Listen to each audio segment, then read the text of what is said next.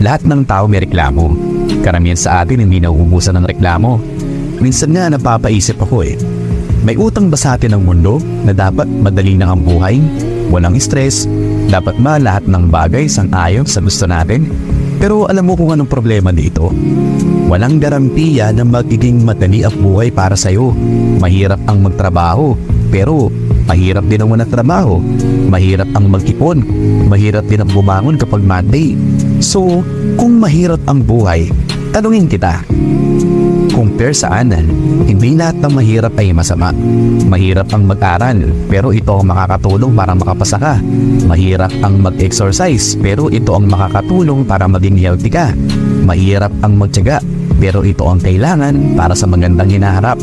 Kaya sa susunod, kapag sa tingin mong nahihirapan ka sa buhay, tanungin mo ang sarili mo, compare saan? Baka kasi hindi mo pala kailangan ng magaang buhay.